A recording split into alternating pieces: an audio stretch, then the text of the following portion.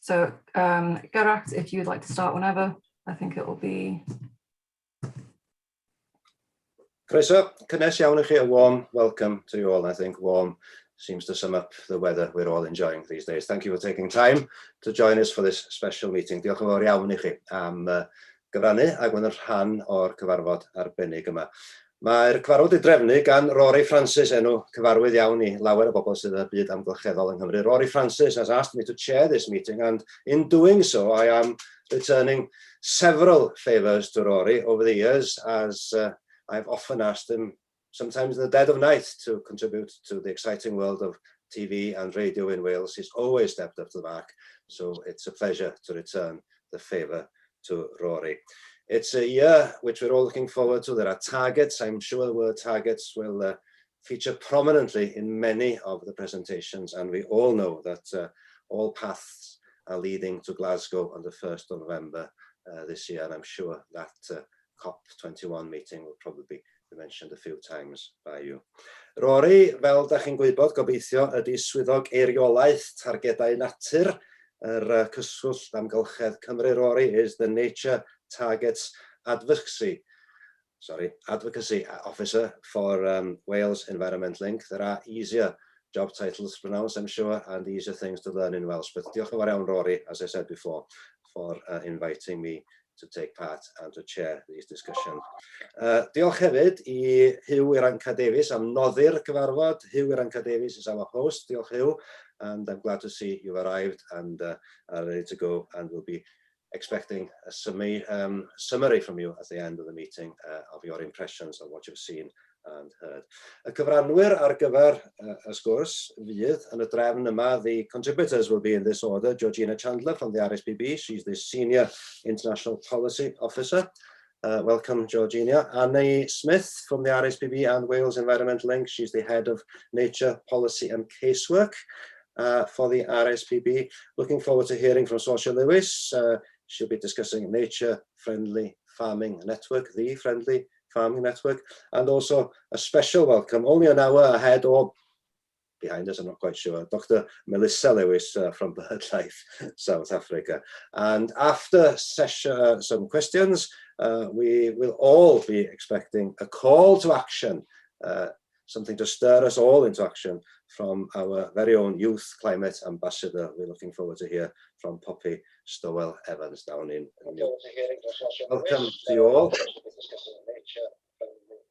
It's a pleasure to have your company, and it's also a pleasure to welcome all who've dropped in. This meeting has been well publicised. If you're dropping in to hear the discussions, please feel free when the opportunity arises to ask questions. Pawb sydd wedi ymuno efo ni, da ni'n falch iawn o gael eich cwmni chi, da ni'n edrych ymlaen I glywed y siaradwyr arbennig sydd wedi trefnu ar gyfer y cyfarfod, ac mi fydd yna gyfle I chi holi rhai o'r siaradwyr yn nes ymlaen. Can we start then, please? Can I ask Georgina Chandler from the RSPB, the Senior International Policy Officer, to start the debate and get the meeting rolling in the true sense of the word. Georgina, croeso, welcome. Thanks very much. What an introduction. Thank you. Right, I'm just going to share my screen.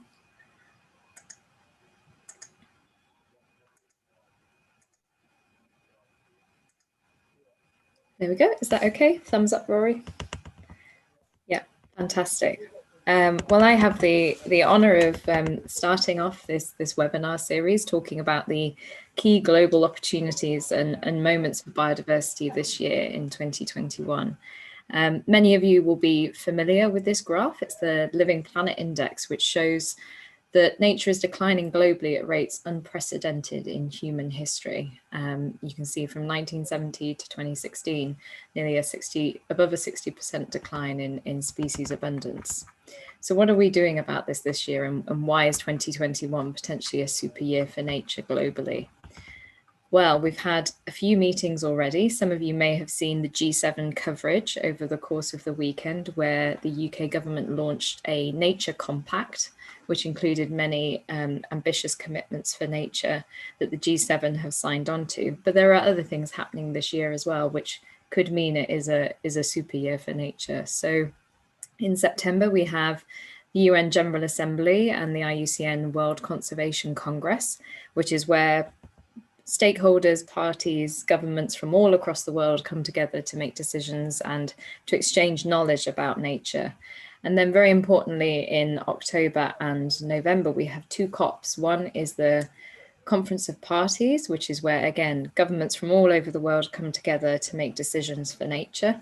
And that is in October, and that's for the Convention on Biological Diversity. I'll go into that in a bit more detail in a second. And the second one is being hosted by the UK government in Glasgow, and that's the Climate Change Conference of Parties in November 2021. The question marks are obviously indicative of the current public health situation, so we wait to see whether these meetings will 100% go ahead, but as far as we know, they are happening in October and November and are incredibly important for nature this year. Some of the things that are happening, while those meetings don't all seem to be directly relevant for nature, there is a nature thread that runs across all of these global moments throughout the year. So as I said, the G7, there was the Nature Compact. We've seen the Leaders Pledge for Nature, which is this similar compact that the UK government has taken the lead on, which is being signed up to by over 60 countries. And some of you may also be familiar with the High Ambition Coalition, which is a group of countries signing up to protect 30% of land and seas by 2030. So there's lots and lots of ambition-raising initiatives happening at the global level this year, which will hopefully build momentum up until the COPs in October and November. So very briefly, what is the Convention on Biological Diversity and why should we care? The Convention on Biological Diversity is a multilateral environmental agreement, but it's basically a global agreement that most countries of the world have signed up to that aims quite literally to save life on Earth. And it sets a range of targets which cover lots of different issues, from protected areas to species, to tackling sustainable agriculture, to fisheries. And we're at a point in the process where our previous set of decadal targets are coming to an end.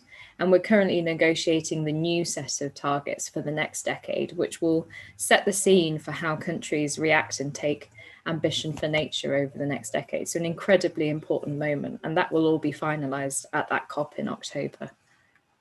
So what do we want to see out of this process, and why will it be different? What do we want to see for the next decade from the CBD? There's 5 key things that especially us as RSPB would like to see. Is we want to see a missional goal to halt and reverse the loss of biodiversity by 2030.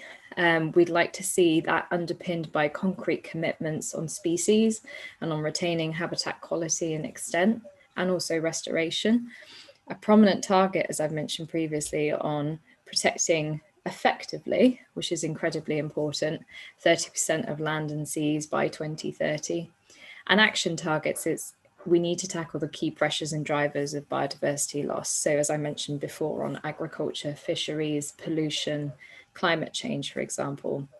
And to make sure that this is an effective framework and that we're able to hold governments to account, we need a strong implementation mechanism, and we need the resources and the capacity to be able to actually implement these targets. So these are the things that we're asking for at the global level, and they have direct relevance to what's happening nationally. So I will pass over to my colleague Annie, who's going to talk about that. Unmute quickly. Thank you very much. Yes, plenty of food for thought there. Diolch, Georgina, thank you. And as you said, Annie Smith will now follow. Annie is the head of nature policy and casework for the RSPB. Diolch, Annie, thank you. Diolch Geralla, diolch I pawb am ddod. I'm just going to talk about what the CBD big year this year that Georgina's described means for us in Wales and how we're hoping to seize that momentum. So I'm just going to share my screen.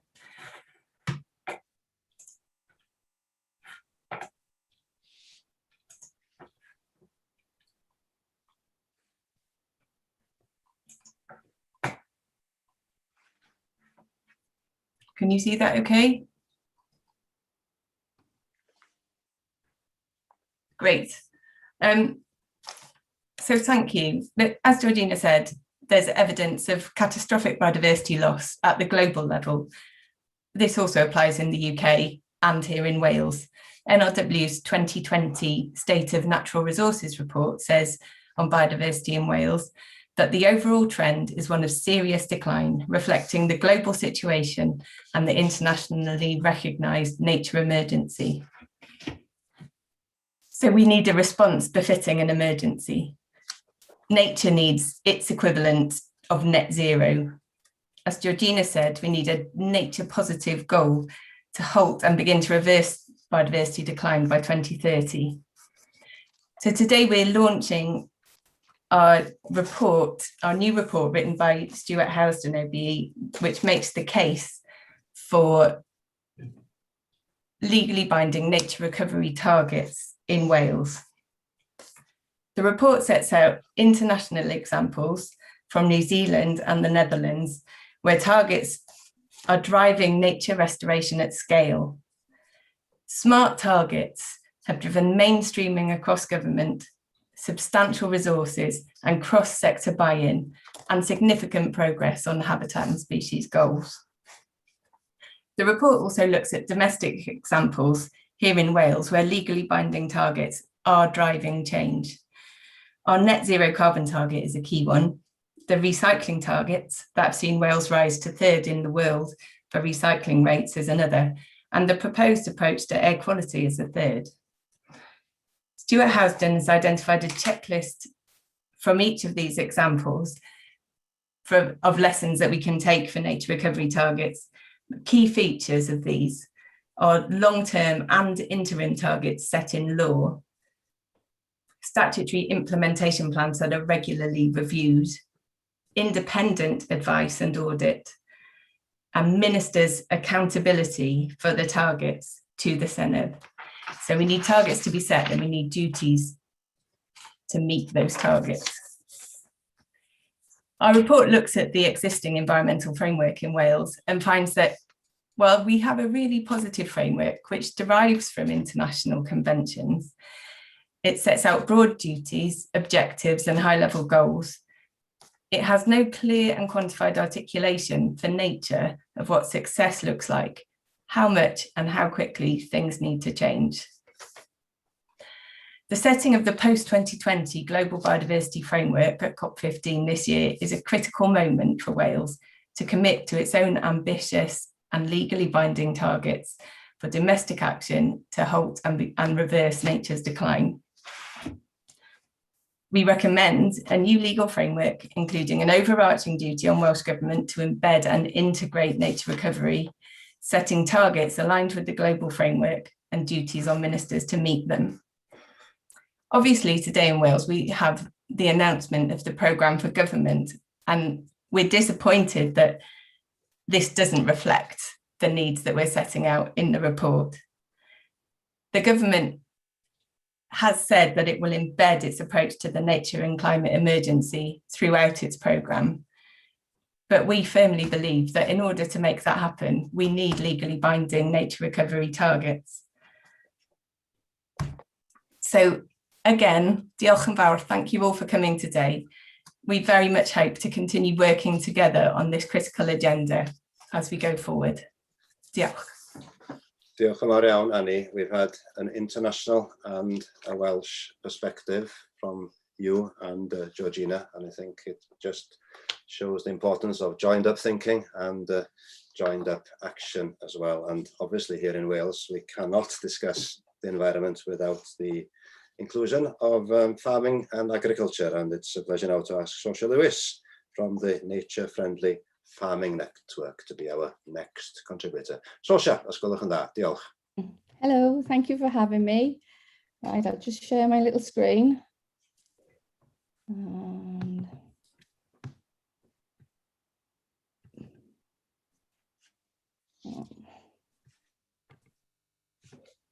there we go. Is that all okay? Yeah.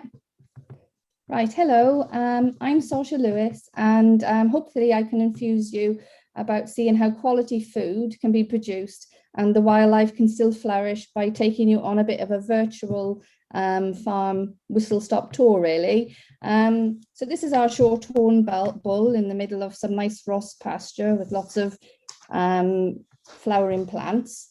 We have we have this slide up really just to show you a feel for our farm and the variety in the landscape. So crag and freeth, meadows and Ross pasture. And my husband Brian is a third generation hill farmer here in mid Wales, and it's a 580 hectare upland farm. It's also, as you notice, the reservoir within the water catchment for Birmingham. And our farm has been managed as a low impact farm for generations, and no inorganic fertilization of the ground happens. It's just sheep and cattle manure. So this careful management, along with a range of habitats, means that our farm hosts a wealth of rare wildlife.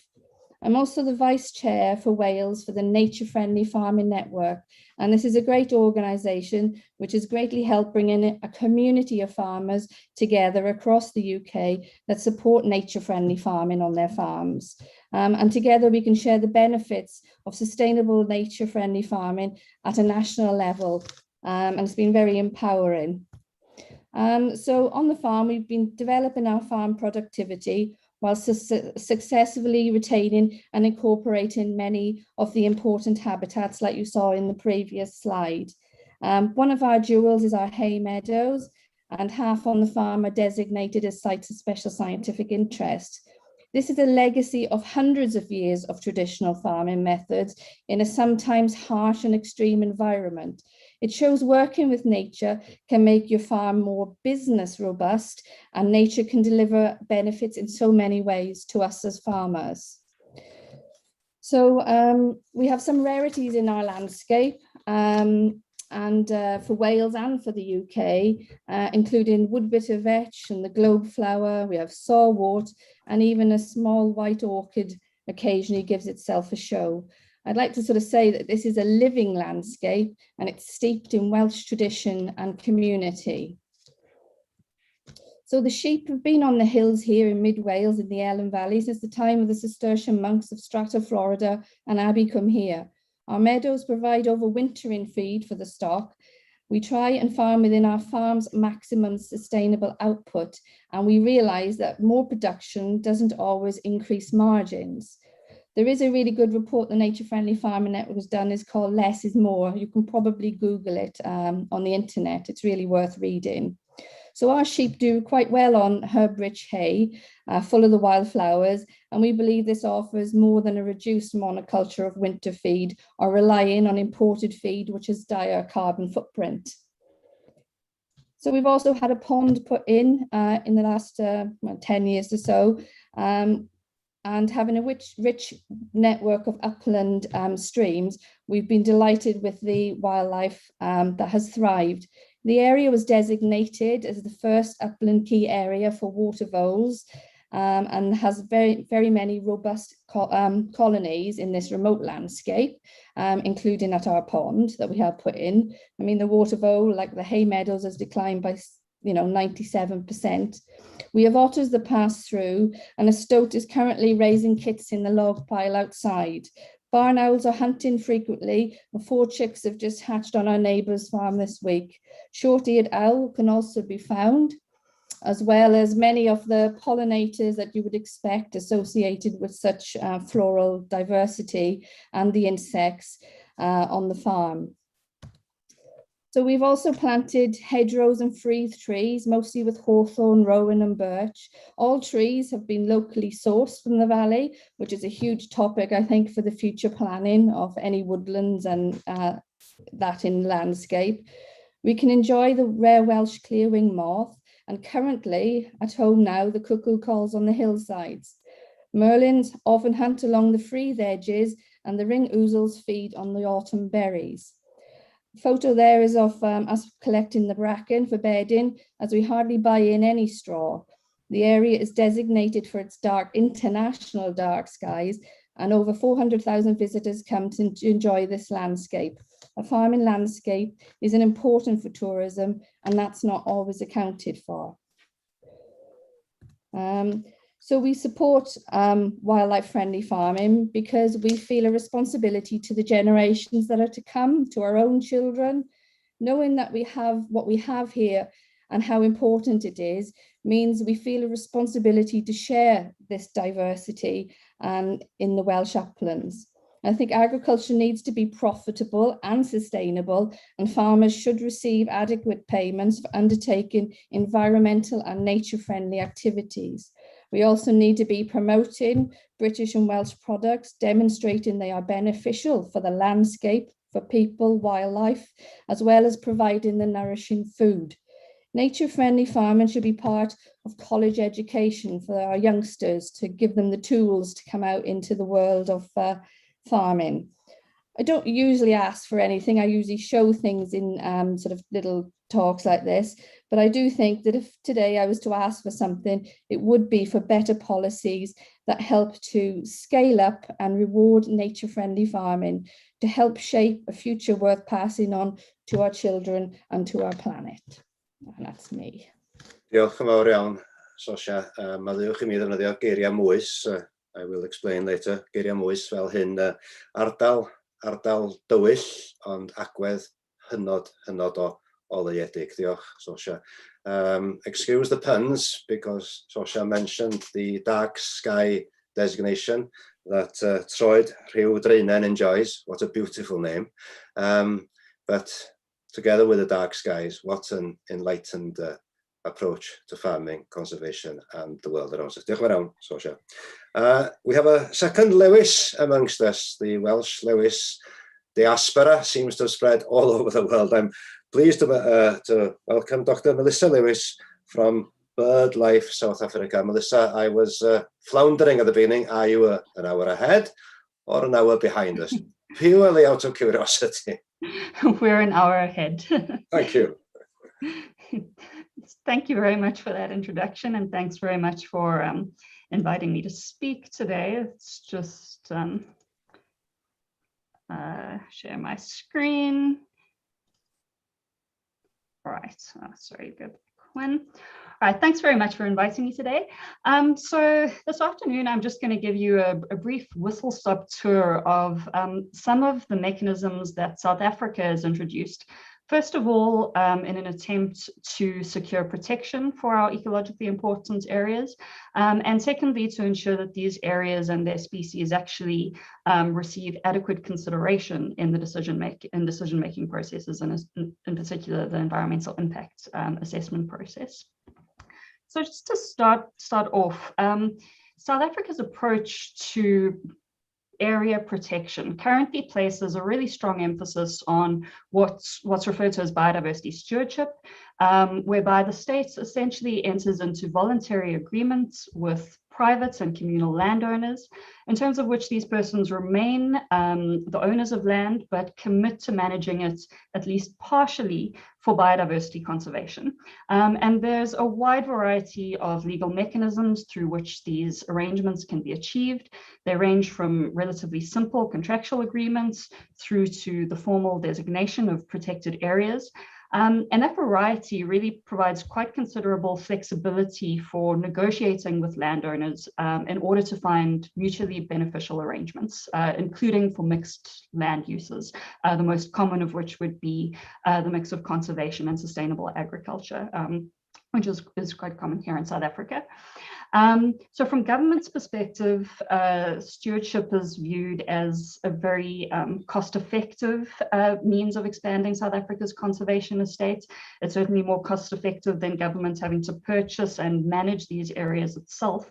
But despite the fact that this approach is so much less costly, the unfortunate reality is that our state conservation authorities are severely limited in terms of capacity. And so as a result, NGOs are playing an important supportive role, both in the establishment of these stewardship areas and the maintenance of these stewardship areas. So just to give you a sense of BirdLife South Africa's involvement in this specifically, our landscape conservation program currently places priority on protecting grasslands and estuaries specifically, not only because of the importance of this is for biodiversity, but also because of the crucial ecosystems that these particular habitats provide. And so over the past decade, our team has managed to secure over 120,000 hectares of habitat through these stewardship arrangements. And when I say that we managed to secure these areas, I mean that in all of these instances, our team has collaborated with the conservation authorities themselves and with landowners, both to support the actual designation process of stewardship areas, and to subsequently provide management support in order to ensure that these areas and these properties remain healthy into the future.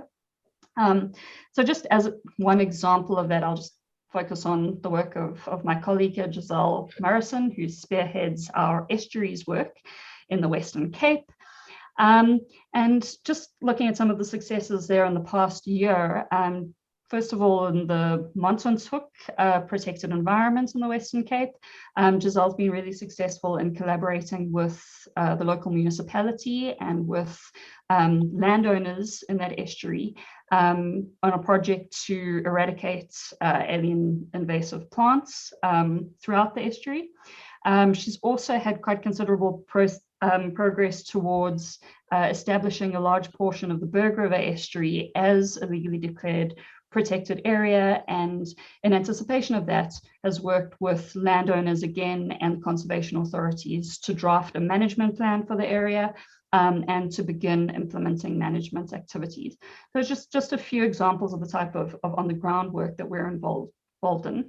But beyond that, we also have worked with governments at the policy level in an attempt to create incentives for conservation on privately owned land. So my predecessor in this job was actually a tax specialist, and she spearheaded a fiscal benefits project in collaboration with government. And one of this project's first successes was to influence an amendment to South African law, essentially to allow owners of certain types of protected areas to claim tax deductions based on the value of their land. And then once that innovation had been established, the project worked to test its implementation at pilot sites and worked to facilitate and mainstream its use through the development and dissemination of training and information materials, etc. And it really has been an incredible success. Since the introduction of this amendment, dozens of landowners have become eligible for tax reductions on this basis. And the beauty of this is, of course, that by paying less tax, landowners are able to invest more money in other things, including the actual management of their protected areas and the growing of sustainable businesses on these areas, such as ecotourism ventures. So it really has been a bit of a game changer here in South Africa. But despite that progress, a lot of areas that have been recognized as being of high biodiversity value remain unprotected in this country. And even to the extent that they are protected, it's historically been quite challenging to ensure that they receive adequate attention and decisions about whether or not to authorize certain types of developments. And so in response to this challenge, in 2019, our government introduced what's known as the National Web-Based Environmental Screening Tool, which is now a compulsory starting point for all EIAs. And basically what this is an open access online tool that includes a wide variety of environmental data. So for example, BirdLife South Africa provides the data on habitats of threatened bird species. And what happens is that when you enter a shapefile of the proposed development footprint into the tool, it identifies the sensitivities present at that site based on a variety of environmental themes. So it will indicate whether the site is a legally protected area, whether it's being targeted for future protected area expansion, whether it includes what are known as critical biodiversity areas that are recognized as essential in meeting South Africa's biodiversity targets, whether it's been identified as strategically important from a water security perspective, etc. And the beauty of having all of that information up front at the start of the development planning process is, of course, firstly, that developers are able to design their projects in a way that avoids these sensitive areas. And secondly, to the extent that they decide to proceed with development applications within sensitive areas, the relevant sensitivities are brought to the attention of decision makers as part of the application process. So the screening tools reports additionally informs or indicates which specialist studies need to be included in the EIA process based on the sensitivities that have been identified. So for instance, if the area has been identified as important for a threatened species, then a particular type of species specialist will need to be involved. And to supplement that identification, government has, within the past year, gazetted a series of legally binding requirements about, which essentially govern the specialist assessments that need to occur. And on the slide, I've just included one example of terrestrial animal species requirements and associated guidelines, which we were involved in producing. But similar legally binding protocols and associated guidelines are being produced on a variety of other themes. And essentially, the next step that we're going to be involved in is producing training materials for decision makers in governments to ensure that they're fully capacitated to understand and use these new tools. And we're very hopeful that that approach will be successful in strengthening conservation in South Africa. And then just as a final note, I'll say in the interim, as a conservation NGO, we obviously do, when necessary, collaborate both with the conservation authorities and the owners of these privately owned stewardship sites to intervene in individual development applications by third parties where these are problematic, where they would pose a threat to existing protected areas. And this is really where our, as a conservation organization, our policy work and our advocacy work intersect in the most pronounced ways, because obviously it's one thing to secure these legal protections and to ensure that the overarching legal framework is as robust as possible. But it's quite another matter to ensure that it's actually well implemented in practice. And so this does remain one of our focus areas, and we're very grateful to have government collaborators in this respect as well. Right, so I will leave things there. Thank you very much for your attention. And yes, I'm happy to elaborate further on any of these mechanisms that may have piqued your interest. Thanks very much. Diolch, Melissa. Thank you very much. It's the opportunity now, if anyone feels they'd like to raise any points or ask any questions to our four first speakers in the meeting, being Georgina Chandler, Annie Smith, Socia Lewis, and you've just heard Melissa Lewis from BirdLife South Africa. Have we any questions from people who've joined us? Any points you'd like to raise? Unrhyw gwestiwn, unrhyw sylw, os gwelwch yn dda, da chi wedi gwrando ar bedair o siaradwyr rhagorol, ac yn sicr, os oes gennych chi sylw neu gwestiwn, so ni'n falch iawn o'i derbyn nhw.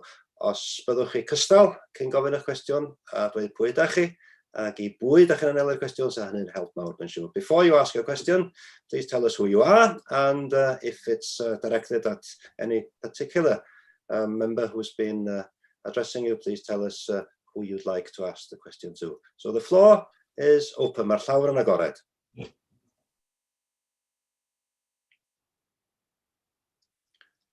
Can I ask you, Socia, just to get things rolling, maybe, looking at the photographs of Troed Rhywynen and the environment around the reservoir, Mid-Wales and other parts of Wales has been labelled as the green desert. I'm sure it's a phrase that you're familiar with.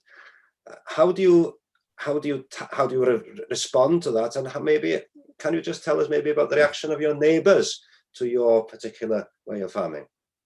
Well, I suppose originally when I heard the green desert is possibly the reason I got into nature-friendly farming and trying to think, well, hang on a minute, before we say there's nothing here, from just a few people's, visions of it. I knew from working in the environment, from farming and from some wildlife stuff I'd done, that actually a lot of the diversity was in the farming. And obviously there's been issues over the years, you know, maybe with stocking densities and things, but I was just like, oh my God, before we decide that maybe we want to plant it all up like we did do vast parts of mid Wales, especially with conifers, even the valley had a bit of that. And that sort of me sort of pushing forward the fact that I felt, oh my, you know, the meadows are important. I mean, the people are the most important thing in a rural community landscape. And I think sometimes they get forgotten. And I think maybe that was why I also pushed for the dark skies, because there's just so much importance. And my neighbours, actually, you know, I show examples of my farm from my photos, but you start to roll out on the farms around us. There's just so much biodiversity. And I think it shows that sometimes, you know, we do need to move on and we need to adopt new approaches and ideas, but sometimes the old ideas can also fit in, especially in a harsh environment like this.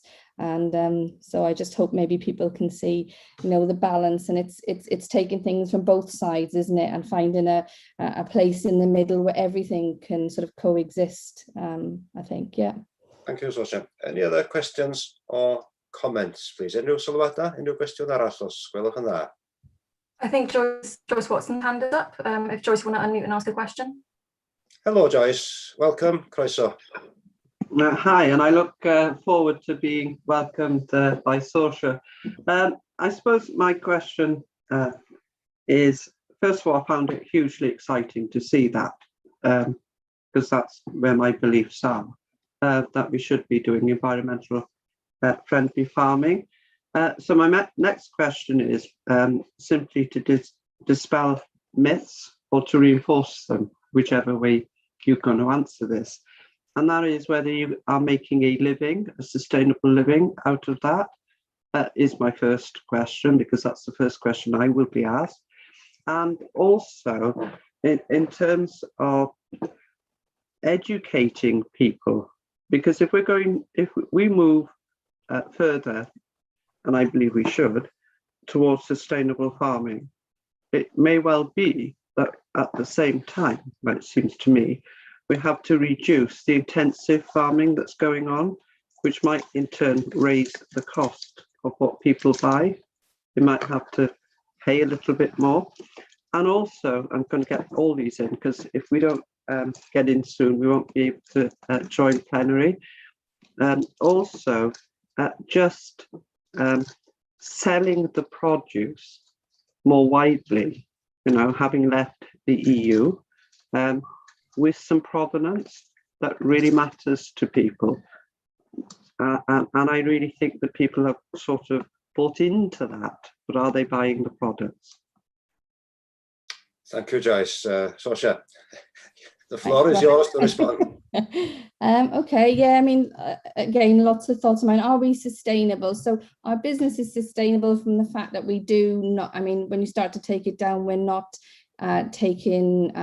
exporting much into, everything's on the farm. We're not organic, but we have been told we could be.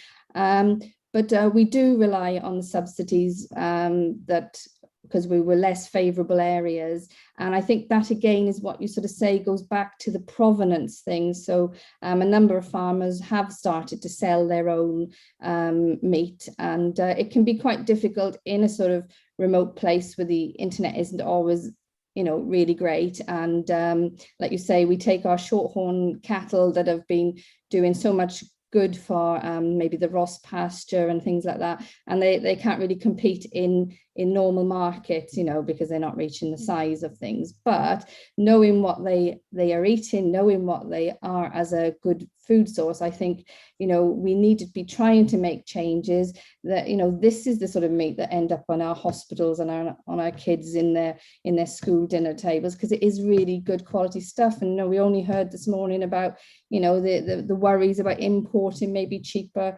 stuff from abroad, and it is a concern because it's it's just a tricky time and a worrying time on top of, you know, all the stuff that's going on. And yeah, I hope that by case studying what can be done and what you can see in all the designations are because there have been people on the landscape since the dams were put in, really. What else did you mention, Joyce? So yeah, probably whether again chain lines need to be improved. So like maybe if we were looking to diversify selling meat ourselves, you know, you have to take your stock to Hereford Market or to the abattoirs over there. There's nothing again in Wales. There's no infrastructure. There's no sort of community supporting that there might have been once. So maybe things like that need the whole chain commitments looked into. Does that answer? Have I forgotten anything? Yes, it did. And anyway, we'll have a much longer conversation, but I'm going to have to leave because if we don't leave now and get in on the next one, we're going to be literally zoomed out of that. But anyway, and I had read that State Committee report and all the reports that were mentioned. So that's great. And if we could have some slides available to us from South Africa, wonderful to have that from there. Thank you. Just to say from discussions to be continued, obviously. Oes na gwestiwn arall, os gwelwch yn dda? Any more questions? And as I asked before, can you briefly introduce yourself and tell us which of our speakers you'd like to address? Pwy fysach chi'n hoffi holi? Llyr Griffith, os gwelwch yn dda. Llyr, croeso. Diolch Geraint, diolch am y croeso. Llyr Griffith, aelod o'r Senedd dros Blaid Cymru, yn cynrychioli Gogledd Cymru, gyn lefarydd y blaid ar amgylchedd ag amaeth erbyn hyn cyllid a llywodraeth leol. Llyr Griffith, Plaid Cymru member for North Wales, former party spokesperson pre-election on the Environment and Rural Affairs, now Finance and Local Government. Just a couple of points to Sasha. The less is more report that was referred to is one that inspired quite a bit of what we had in our manifesto for the election, this whole mindset of provenance over commodity production and cooperation over competition. So some of those lines were directly lifted from the report, but it's absolutely where we need to be going in terms of, you know, the future. Now there's a debate to be had, of course, about how we go about doing that, and you know we may not all be in agreement about the best way of achieving that. But I just wanted to make 2 points really. One is as a Senedd, we need to utilise more effectively the committees that we have. To really pursue the agenda in terms of biodiversity and, you know, particularly for me, and I know Hugh and others as well, statutory targets for, you know, for reversing biodiversity loss and putting sort of, you know, COP15 on a legislative footing here in Wales once we have global targets that we can sort of refer to or reflect on our sort of situation here in Wales.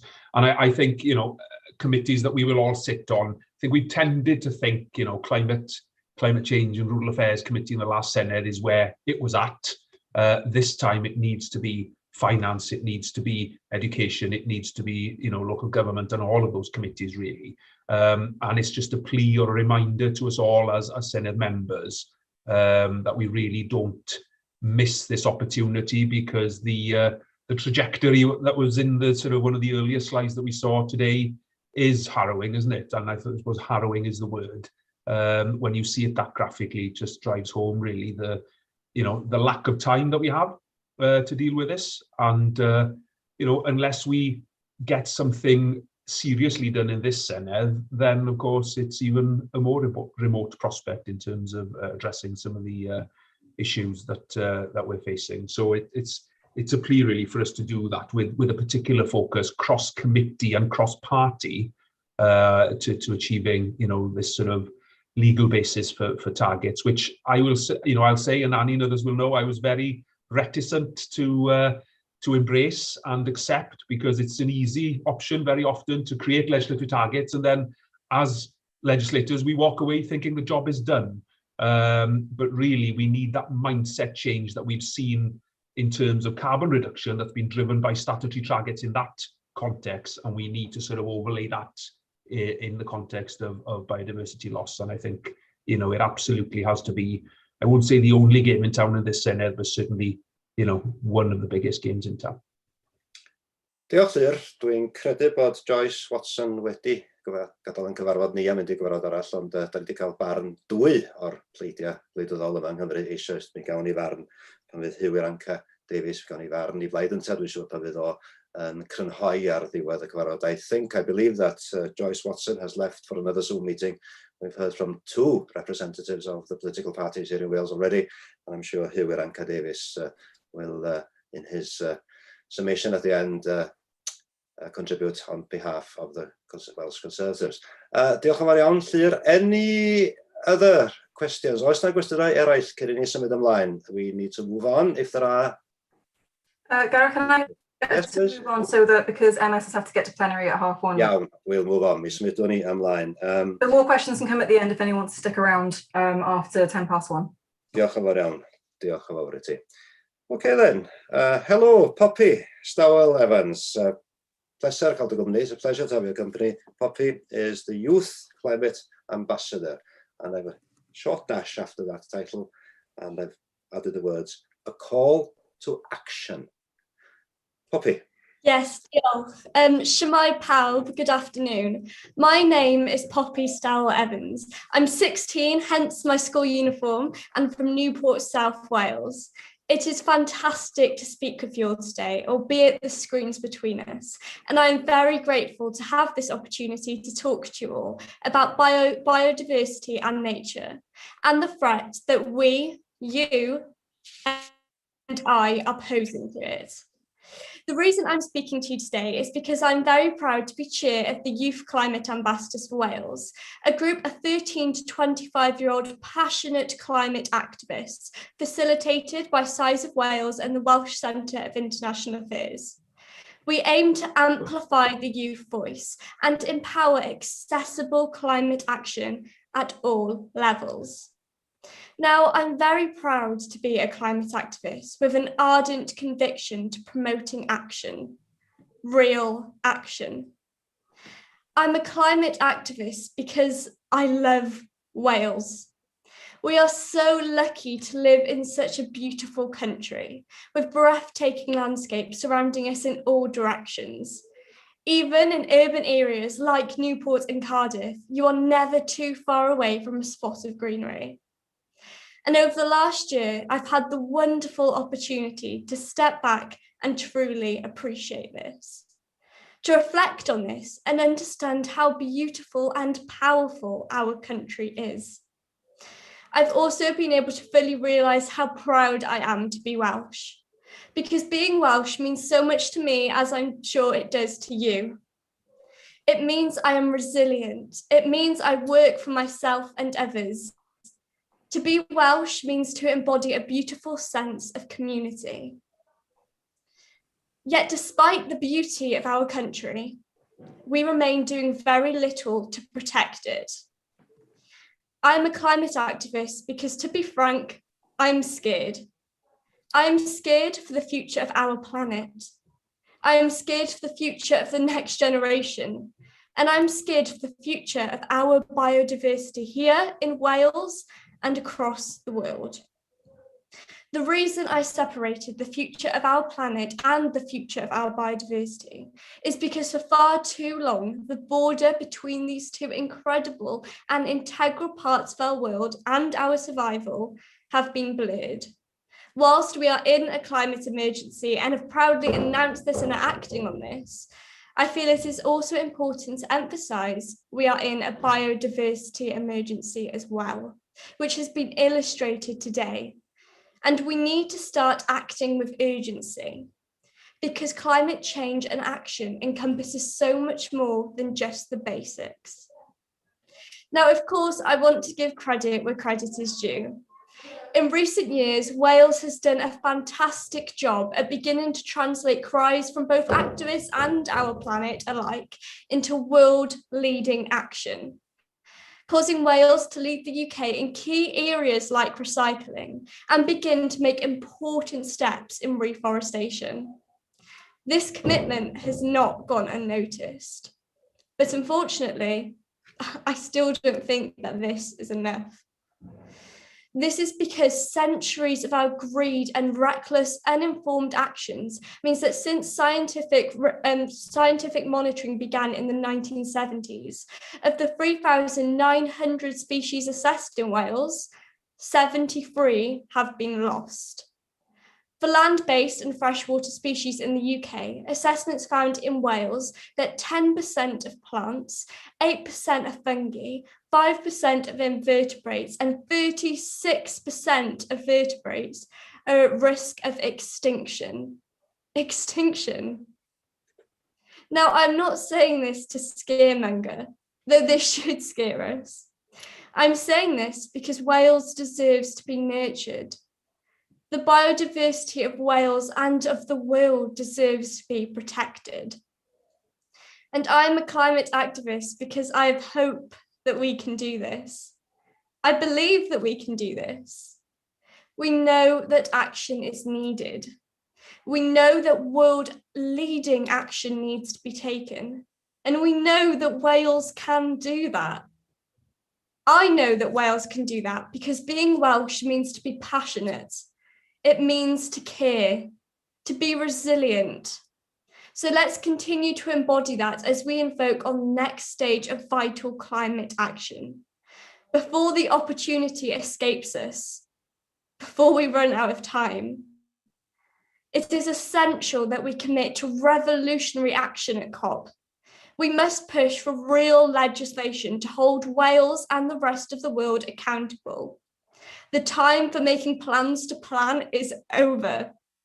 Now is the time to work in partnership with the rest of the world to protect the luscious biodiversity of Wales. Now is the time to show that we care. And what better way to show our pride in being Welsh than to protect it? Thank you very much. Diolch yn fawr. Gwych. Mi ddwedais di, Popi, dy fod ti yn falch o fod yn Gymraes ar gychwyn dy anerchiad. Dwi'n credu'n gry yn gydwybodol bod Cymru yn falch iawn o bobl ifanc fel ti, Llongyfarchiadau, anerchiad rhagorol. Poppy told us early in her address that she was proud to be Welsh, and I can tell you, Wales is duly proud of people like Poppy. Gwych. Gwych. I'm sorry, Hugh Anca Davies, to refer or return to cliches, but I must.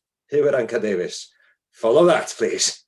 I'll do my best. Diolch yn fawr iawn, Gerall, a diolch Poppy hefyd. Ac yn gyntaf, diolch i'r siaradwyr gwych heddiw, a hefyd i'r trefnwyr a'r cadeirydd hefyd am sesiwn ardderchog ar y heriau bioamrywiaeth yma yng Nghymru ac ar draws y byd. So first of all, thanks to our fantastic speakers and to the organisers, Wales Environment Link and partners, and our chair for an excellent session on the challenges for biodiversity here in Wales and also across the world. And in response to what we've just heard, my particular thanks as well to Poppy for those inspirational words too. Can I also say it's great to see other members of the Senedd here today as well, Joyce Watson, Della Jewell, John Griffiths, Carolyn Thomas, Samuel Kurtz. I hope I haven't missed anyone, but I'm sure there might be some I've missed. You've actually had 10% of the whole Senedd at this meeting. It's the equivalent of 65 MPs in a room in Westminster. So it shows the importance of this to us. Now, we know the scale of the challenges ahead, and this is a challenge for governments at all levels, including here in Wales and the UK and the overseas territories, but it's also a challenge for international governments to work together to set the high level of ambition and the measurable and meaningful targets, which will do what we've singularly failed to do so far, despite repeated efforts, which is to halt and reverse biodiversity loss, and to leave this planet, our own small parts of it and the whole of it, in better shape than we found it. And that's surely the least we can do for this and for future generations. But it's also a challenge for us and for wider society. Governments need to get their act together, but so do we, as we have heard. As we've heard today, we've got the knowledge and we've got the insight to make the changes and to be the change we want to see. It's in our hands too. The way we farm, the way we manage the landscape and ecosystems to enrich biodiversity, not to denude it.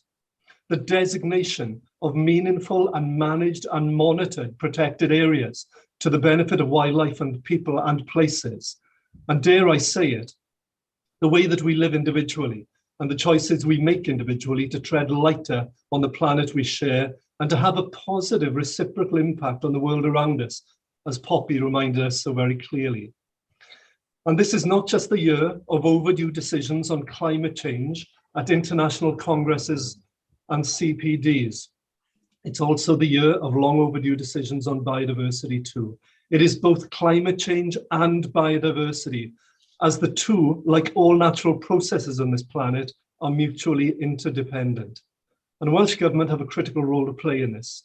And so do we, as members of the Senedd, working with you and with other organisations and with wider society, taking the right decisions, but also taking people with us as we make the step changes we need to halt and reverse biodiversity loss here in Wales and across the planet. Fel mae'r dywediad yn mynd, nawr yw'r amser, ni yw'r pobl. As the saying goes, now is the time, we are the people. If it's not us, who else is going to do it? Finally, the new Minister for Climate Change and Biodiversity, by the way, was unable to join us today, as she'll shortly be answering her first oral questions in the chamber today. Now, as a former minister, I know what those pre-match nerves are like and the need for a singular focus in the minutes ahead of kickoff. But I know that Julie James is committed to this agenda and she'd be keen to engage with campaigners and organisations. That's a positive sign and an offer I know that you'll want to take up. And finally, Gerard, there has been a cross-party statement of opinion laid today in the names of myself and Llyr Griffiths and Janet Finn-Saunders and Jane Dodd, so all the parties in the Senedd. And it reads that this Senedd notes that the UN Convention on Biological Diversity, COP15, will take place in October to agree a new global biodiversity framework. It notes that by signing the Edinburgh Declaration, the Welsh Government has recognised the severe threat that biodiversity loss poses to our livelihoods and our communities. And it calls on the Welsh Government to support a successful outcome from COP15 by making clear its support for a global target to halt and reverse biodiversity loss by 2030 and secure substantive recovery by 2050, and commit to reflecting this in our domestic law, incorporating targets for both species and habitats. And we hope that all backbench members of the Senedd will join us in signing this statement of opinion, and that you on this call today will support us and encourage us in doing that too. So thank you again for an excellent event today. Diolch yn fawr iawn I chi gyd. Diolch yn fawr. Diolch, Hugh. Diolch am noddi'r digwyddiad. Thank you, Hugh, for being the sponsor of this particularly engaging and quite thought-provoking meeting. Dwi'n sylwi bod ti yn chwarter wedi un. The hour has flown past, and unless, Liz, we have any other matters or questions. Liz, are we? Yeah, I think there's quite a lot of questions. We didn't have, obviously, only 90 minutes for discussion. We could discuss this for hours. We didn't get to all of them. So I want to pass over to Rory, who's been keeping an eye on the YouTube chat and sort of, so we can read out people have been asking questions about, and I suggest we make them comments rather than questions and put them to the MSs of, these are going to be the things keeping us busy over the next term, rather than try to get answers, because we know there's no easy answer to the stuff. And you have to go off to the chamber. It's first minister's questions coming up, so appreciate people need to run off. I take it with my Liz, diolch I chi gyd. Thank you all very much indeed. It's been, well, thought-provoking, it's been food for the mind, and it's been well worth spending the last hour in your company. Thank you all. Diolch yn fawr iawn I chi am eich cwmni ac am eich cyfraniadau ac am fod mor barod I ddweud eich dweud yn eich ffordd ddihafal eich hunan. Prawn da iawn I chi gyd a phob llwyddiant efo'r gwaith sydd o'ch blaen chi, yn enwedig yn y Senedd yma yng Nghaerdydd. Diolch yn fawr iawn I chi gyd. Okay. Rory, do you want to wrap up some YouTube comments while MSs are coming off? Panelists, you're welcome to stay on for a bit if you fancy hearing and possibly giving a brief answer to anything that comes up. We'll definitely turn the stream off at 1:30, but just to give some chance to those unheard comments. Rory? Rory, need to unmute. I would like to say a huge diolch yn fawr iawn to all of the speakers. There's been a vigorous discussion going on YouTube, a whole number of really good questions, which we won't have time to fully answer. Karen Whitfield has asked how the government can support more farmers to take a nature farming friendly approach. Ken Addison from CPRW asks if there are concerns in the Senedd about the potential impacts of the Australia Free Trade Agreement that is going to be announced today, how that could disrupt sustainable farming objectives in Wales. Rachel Sharp from Wildlife Trust Wales has asked how we can achieve this aim of protecting 30% of the land and the sea in Wales for nature by 2030, when it's estimated that only 9% of the land and actually none of the sea is strongly protected at the moment. Billy J. Thomas from Marine Conservation has said, when it comes to applying nature targets to the sea, how can we ensure that effective management is in place? We have the designations, but how can we ensure that there is effective management actually to deliver that? There's a huge amount of support for Billy Jade, for Poppy and what she said. So that's a flavour of the discussion that was going on the YouTube channel, and that will continue to be viewable online. So we will be encouraging people. We're hugely grateful to everyone who took part. I'm not sure who is left, but thank you very much. Interject there, Rory, because I just noticed Mark Isherwood's on here. Hi, Mark. I didn't notice you on the stream earlier. And there was Georgina put an answer into Chris Corrigan's question earlier. Can't remember the question, but the answer was to put nature at the heart of all decision making. And Claire brought up the problem with, well, kind of the problem with Senedd capacity of which committee does it go in if nature needs to be at the heart of all decision making. And I just wonder, Mark, as an opportunity, we didn't hear anyone from the Conservatives during the event, as technically an online Senedd event. Is there anything you want to add from the Conservative side? And do you think that the environment is truly embedded at, do you think it's possible to embed it in everything, especially given now that Labour said it will be embedded in everything? They've made this new climate change ministry to tackle the climate and nature crises. I know I'm putting you on the spot, but just in case.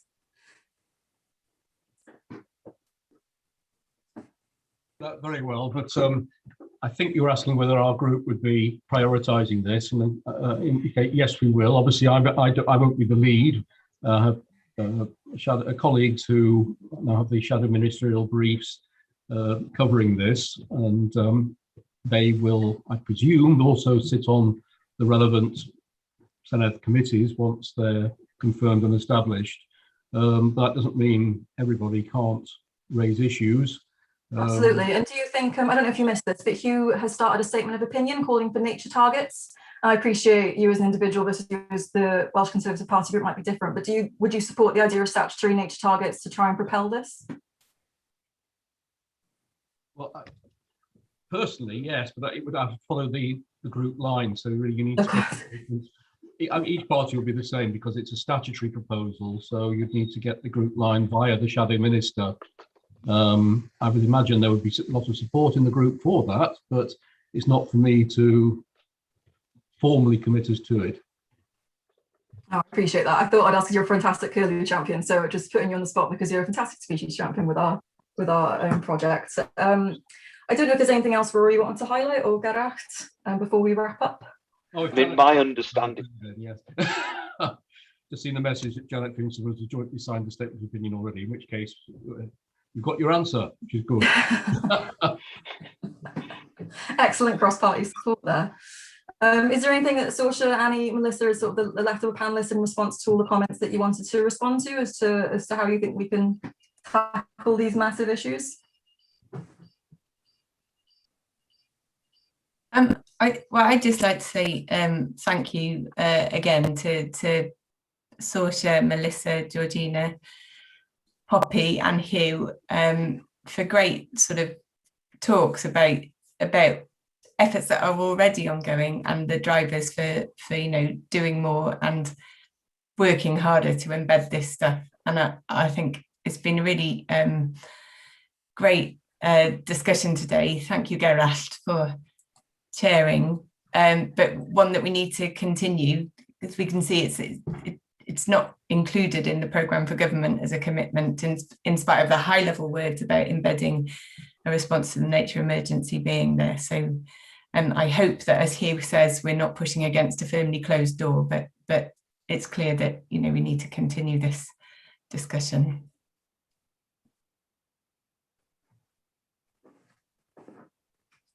Okay, well, I think that's everything then. But yeah, Annie, make a really good point. The programme for governments today, and in the publication that's come out so far, the stuff for the environment we can expect an agricultural bill and a clean air bill, but we know that we need environmental governance bill where the nature targets would probably fit nicely, or indeed any other part of legislation. So we do hope that all MSs will take this on board and keep pushing for it on our behalf in plenary as well, to make sure it's a priority for the Welsh Government.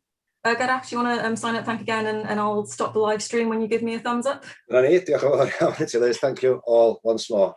It's been a pleasure. Gobeithio byddwch chi gyd fel dydych yn gynharach yn bwrw ymlaen efo'r gwaith. I hope you all enjoy and grapple with the challenges that face you all. Diolch yn fawr iawn i chi gyd. Thank you all.